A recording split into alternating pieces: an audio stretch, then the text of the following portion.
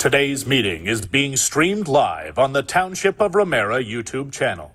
Anyone who is invited to speak will be recorded and their voice, image, and comments will form part of the live stream.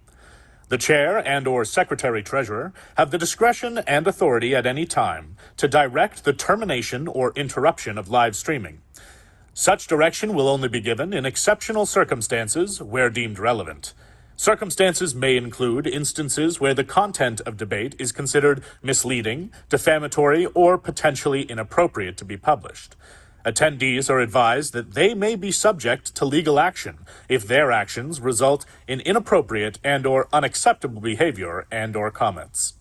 Please note that this meeting is being recorded and is also being live streamed, and that all/some attendees are participating by video conference.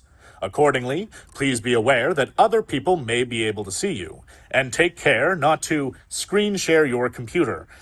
Anything that you broadcast may be captured by the recording. Thank you.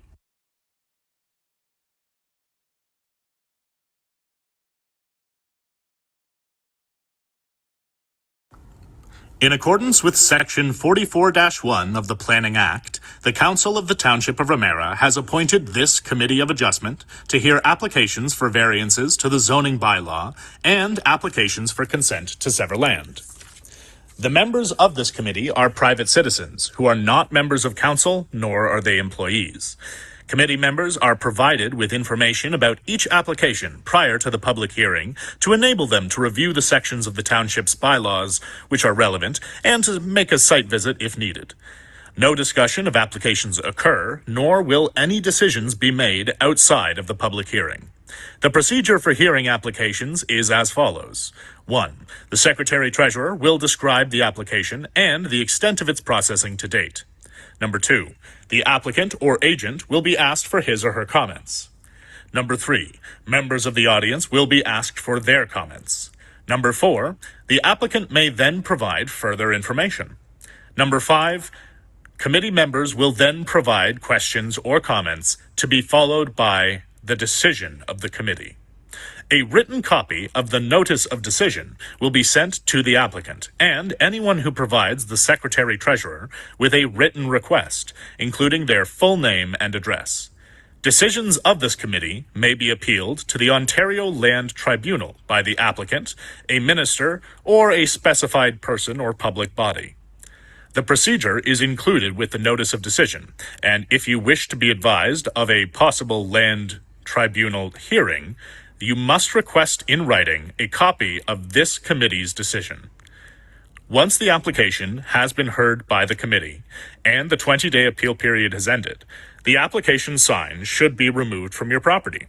The sign can be returned to the township for reuse or recycling. Thank you very much.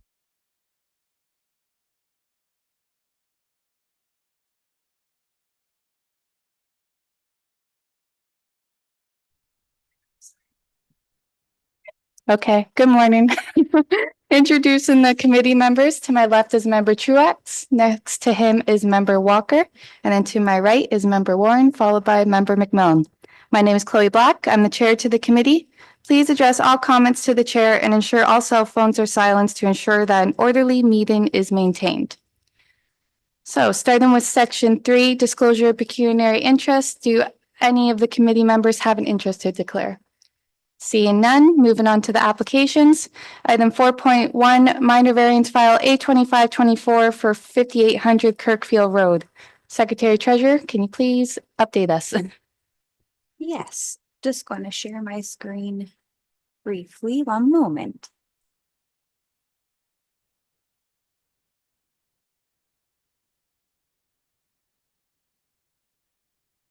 Okay.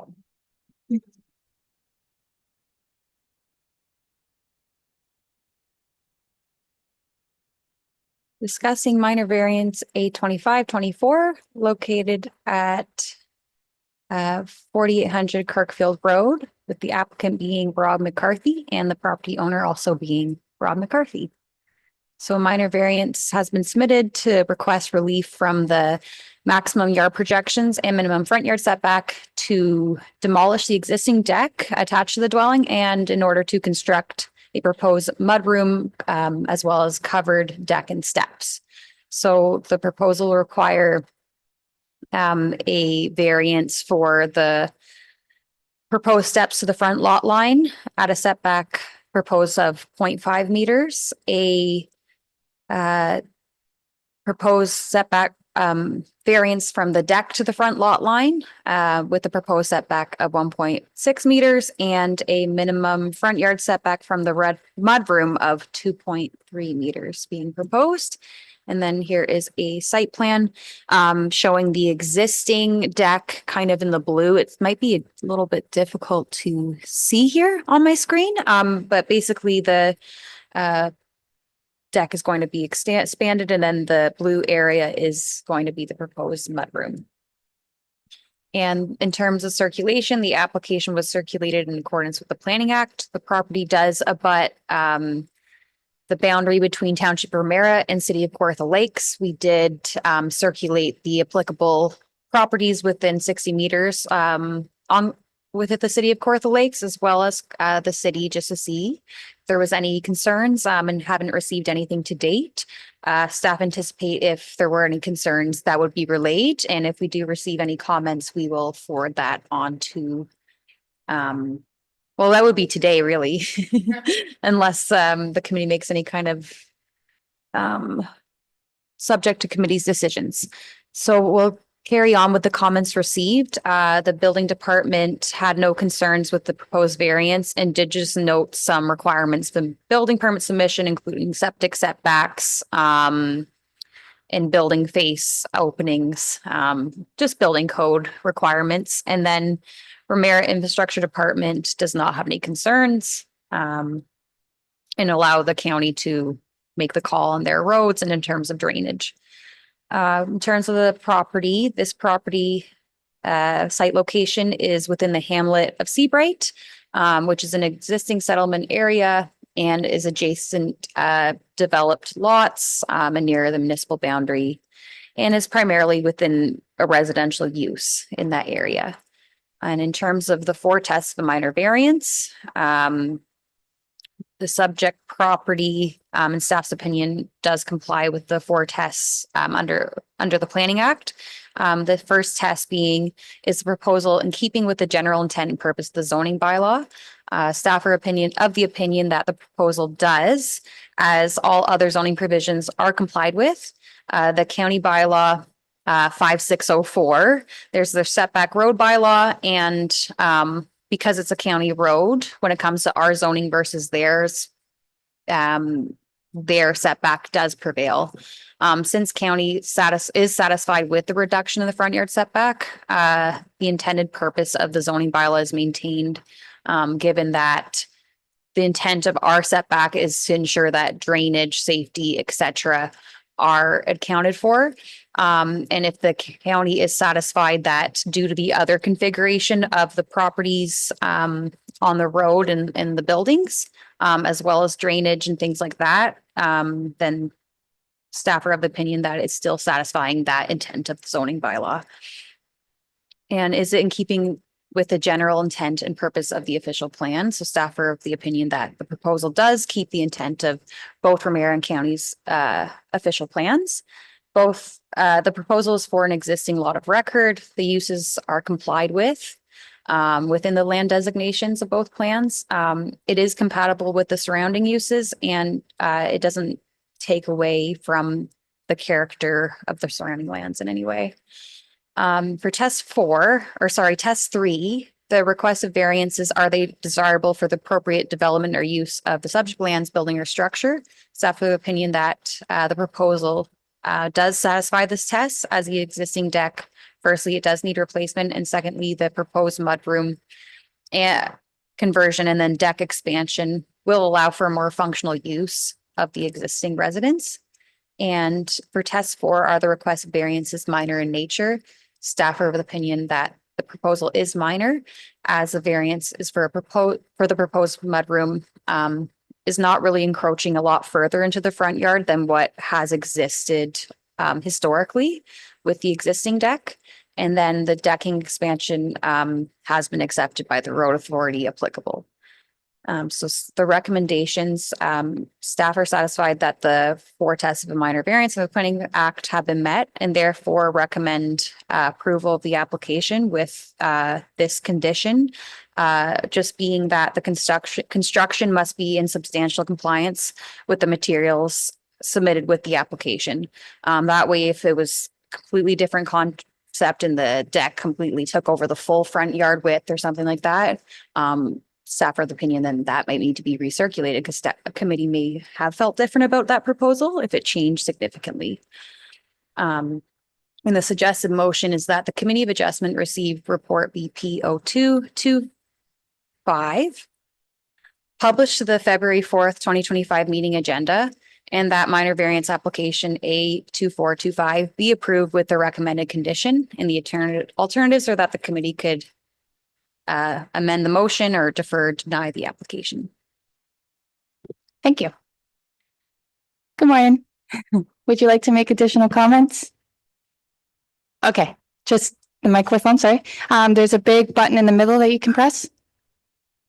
One clarifying comment, Madam Chair, in the, I think it was the second slide, it listed it as 4,800. It's actually 5,800 Kirkhill.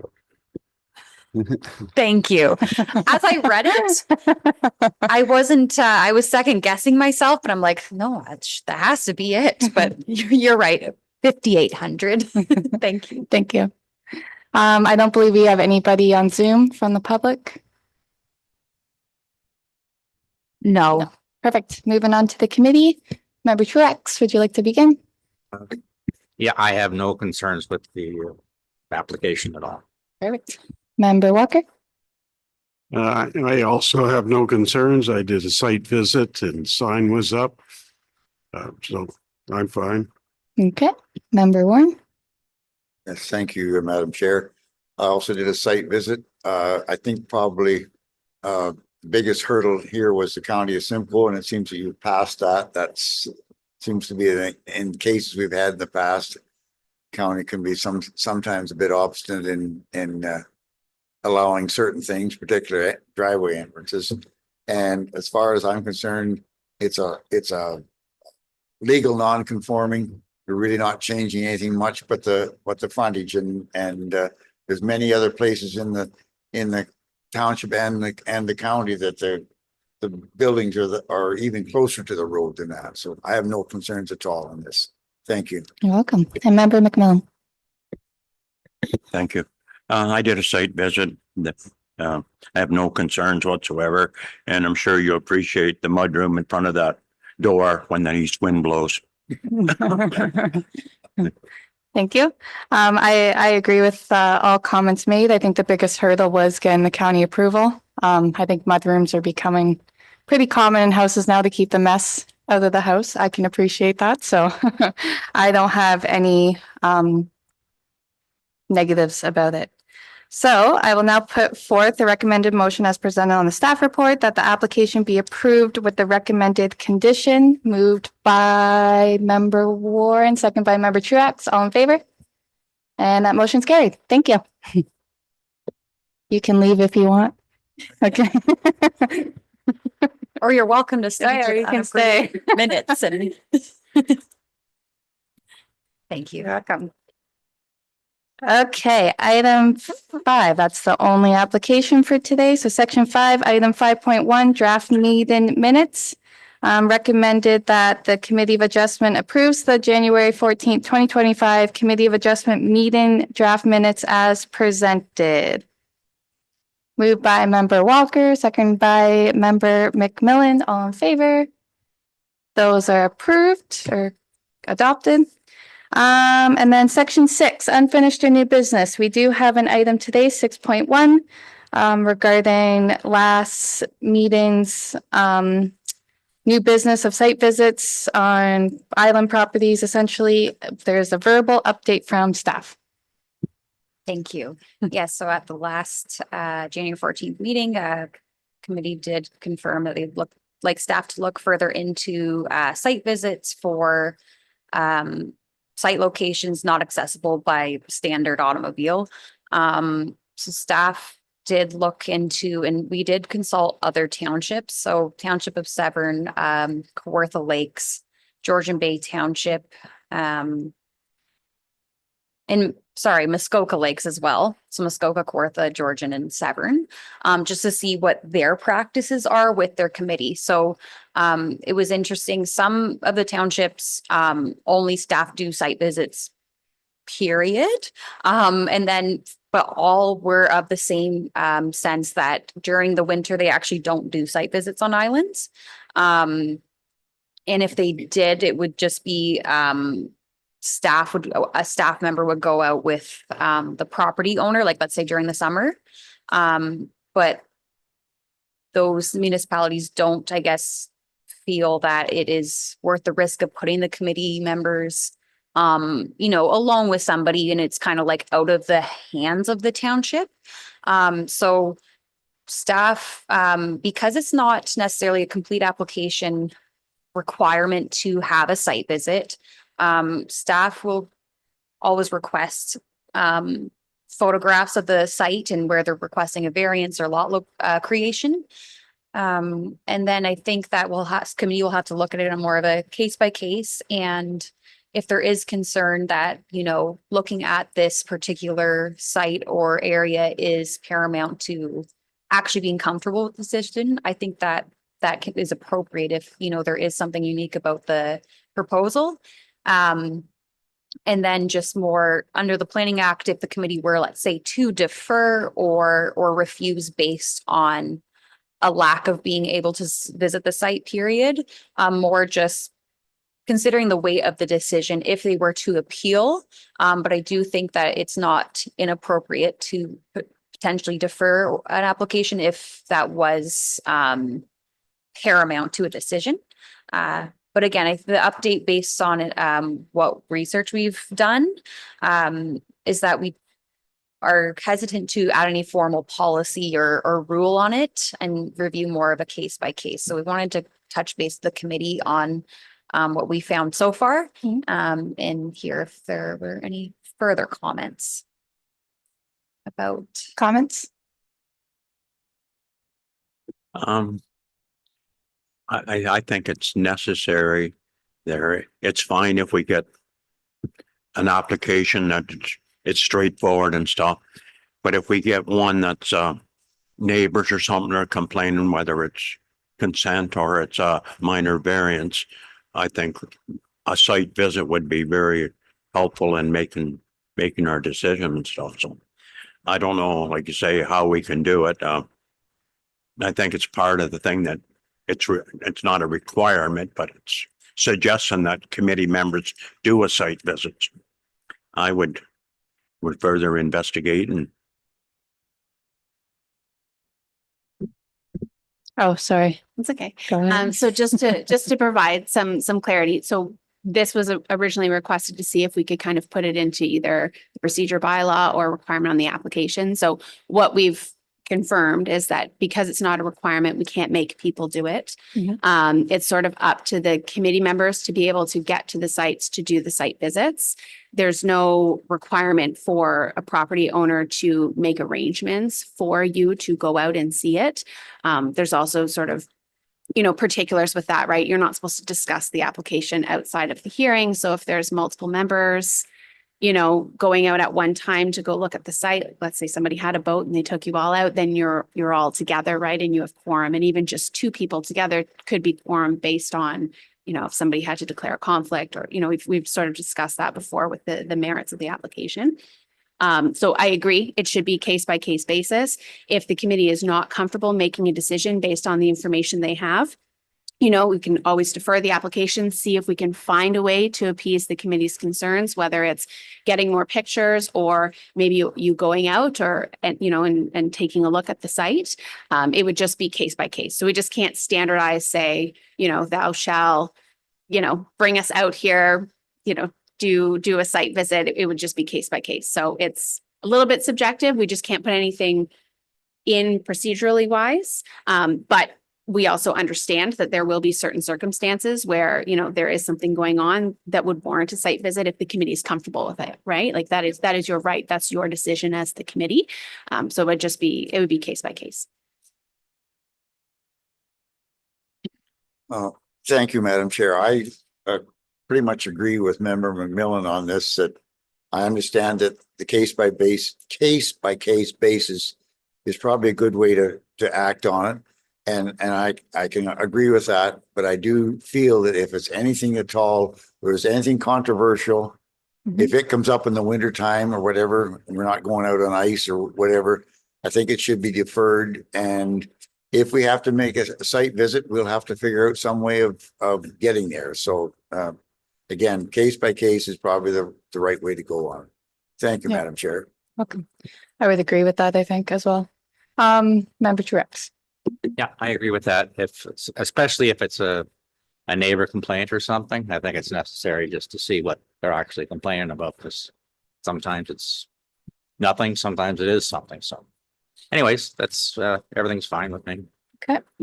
And just, we will continue to ask applicants if they are applying for something that is on an island, to send pictures so that we can include them in the report. So that the committee at least has some pictures ahead of time, and then you can decide from there if that's enough. Okay. Any comments, Member Walker? I agree with everybody. A lot of this we're already doing if we can't get down to the house because of snow or, we just carry on the way we're doing. Perfect. So is there anything in the procedure bylaw right now regarding site visits? Like, is there anything at all?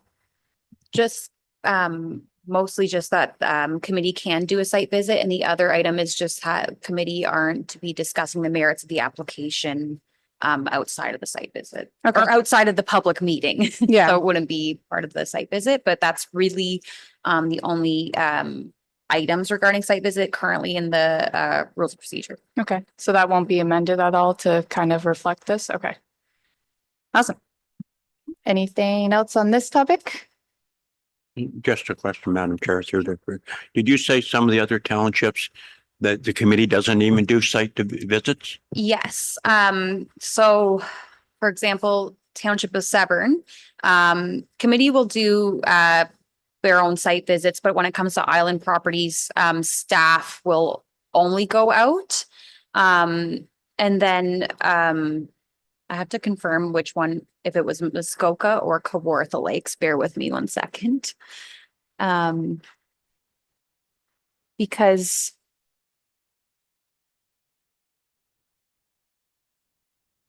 I think it was Kawartha Lakes, but I will just double check.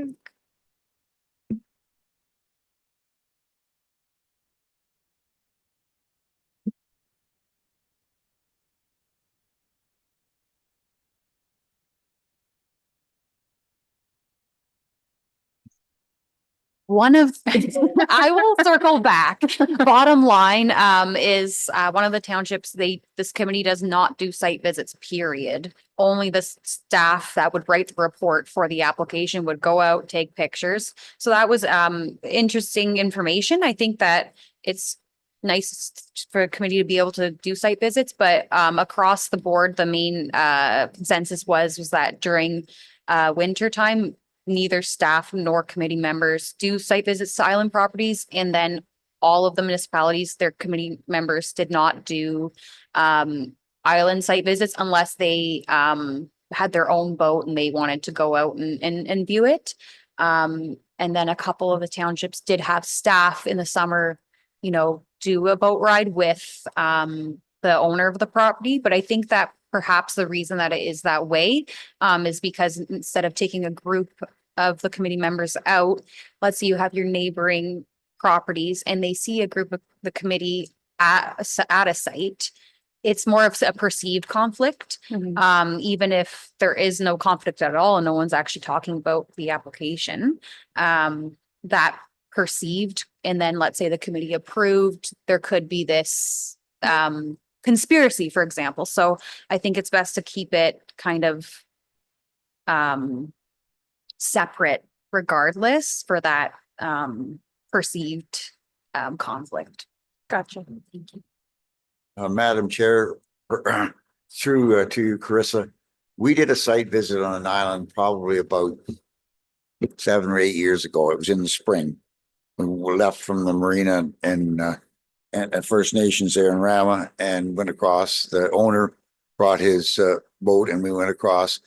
And we were all aware that we should have, there was no conversation about the application at all. Everyone looked around, kept their opinions to themselves. They knew that they couldn't do it. So if it comes to that point that we have to do it, I think everyone in the committee would be honest that they wouldn't be sharing any information amongst themselves during the visit. So I think we could work that out. Yeah, so if I just want to jump in a little bit, we just would have to look into it further in terms of just to confirm if staff were to have an applicant arrange for the committee to go out, just to confirm for liability insurance and things like that how that's all covered.